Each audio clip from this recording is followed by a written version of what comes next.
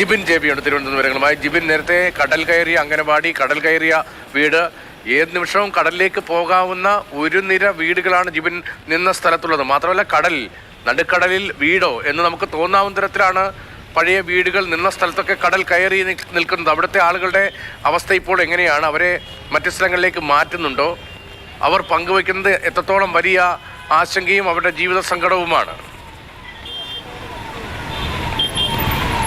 രതീഷ്, ഈ അധികാരികളുടെ ഭാഗത്ത് നിന്ന് കൃത്യമായ നടപടികൾ ഉണ്ടാകാത്തത് കൊണ്ട് മാത്രമാണ് ഇവർ ഈ ഒരു കഷ്ടപ്പാട് അനുഭവിക്കേണ്ടി വരുന്നത്. കാരണം ഈ നേരത്തെ പറഞ്ഞതുപോലെ തന്നെ ഈ ഭാഗത്ത് വീണ്ടും ഒരു 4 വരി വീടും അത് കഴിഞ്ഞ ഒരു റോഡ് ഉണ്ടായിരുന്ന ഒരു പ്രദേശമാണ്.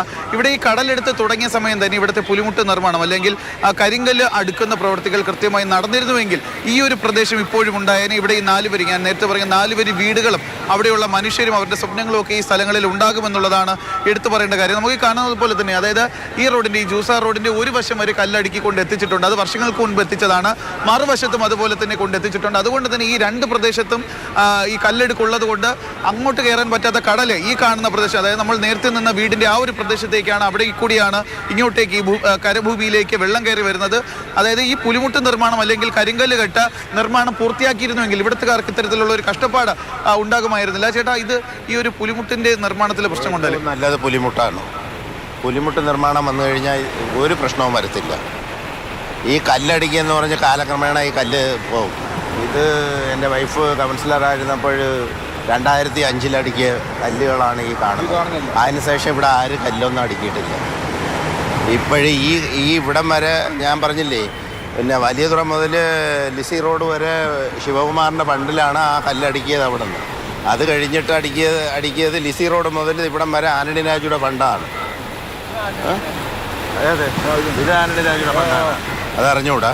ഇവിടം വരെ ആന്റണി രാജുയുടെ ഫണ്ടാണ്. ഈ ഇത്രയും വീടുകളുണ്ടായിരുന്നു ഇവിടെ. ഒരു 10-20 വീട് ഗ്യാപ്പേ ഉണ്ടായിരുന്നുള്ളൂ. ഈ 20 വീടിന് സേഫ്റ്റി കൊടുത്തില്ല എന്ന് പറഞ്ഞാൽ എന്തൊരിതാണ്? ഈ കല്ലടിക്കിയത് കൃത്യമായി നടത്തിയിരുന്നെങ്കിൽ ഈ വീടുകൾ പോകില്ലായിരുന്നു. ഇല്ല, കല്ലടിക്കെങ്കിൽ തീർച്ചയായിട്ടും ഈ വീട് പോകില്ലായിരുന്നു. നമ്മൾ കുറഞ്ഞത് ഒരു 7 വർഷമെങ്കിലും നമുക്ക് കാലക്രമേണ നിൽക്കും.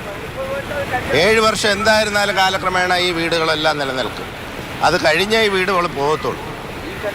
രതീഷ്, അതായത് ഇവിടെ ഈ പറയുന്ന പോലെ തന്നെ ഏകദേശം ഈ ഒരു കാണുന്ന പ്രദേശത്ത് മാത്രം 20-ലധികം വീടുകളാണ് പൊളിഞ്ഞു കിടക്കുന്നത്. ആ വീടുകൾ ഏറെക്കുറെ പൂർണ്ണമായി തന്നെ കടലെടുത്ത് കഴിഞ്ഞു. ഇവിടെ അതിൻ്റെ അവശേഷിപ്പുകൾ മാത്രമാണുള്ളത്. പലരും നേരത്തെ നമ്മൾ ദൃശ്യങ്ങളിൽ കണ്ടതാണ് ഈ പൊളിഞ്ഞു വീണ വീടുകളിൽ നിന്ന് അവരുടെ വസ്തുക്കളൊക്കെ മാറ്റുന്നതും അതിൻ്റെ കതകുകൾ, ജനലുകൾ തുടങ്ങിയ വസ്തുക്കളൊക്കെ മാറ്റുന്നത്. അതായത് ഈ നേരത്തെ ഞാൻ പറഞ്ഞ കാര്യമാണ് പ്രധാനപ്പെട്ടതെന്ന് പറയുന്നത്. കാരണം ഒരു മത്സ്യത്തൊഴിലാളികളുടെ കഷ്ടപ്പെട്ടുള്ള ജീവിതം നമുക്കറിയാം. അവർ ഈ കടലിനോട് മല്ലിട്ട് സ്വന്തം ജീവൻ പണയം വെച്ചാണ് ഉപജീവന മാർഗമൊക്കെ ഉണ്ടാക്കുന്നത്. അതുകൊണ്ട് ഒരു ആയുഷ്കാലം കൊണ്ട് കെട്ടിപ്പടുക്കുന്ന അവരുടെ വീടുകളൊക്കെയാണ് ഇങ്ങനെ കടൽക്ഷോഭത്തെ തുടർന്ന് പൂർണ്ണമായി നശിച്ചു പോകുന്നത്. ഇപ്പോൾ ഈ കാണുന്നത് പോലെ ഇനിയെങ്കിലും കടൽ ഭിത്തി ഇട്ടി ഇവിടെ കൃത്യമായി പുലിമുട്ട് നിർമ്മാണം നടത്തിയില്ല എങ്കിൽ നഷ്ടപ്പെടാൻ പോകുന്ന ഒരു വീടാണ് ഇവിടെയുള്ളത്. ഇവിടെ ഒരു അമ്മയും കൂടി ജിബിൻ, ആ ദൃശ്യങ്ങളിൽ നിന്ന് അതൊക്കെ വ്യക്തമാക്കുന്നുണ്ട്.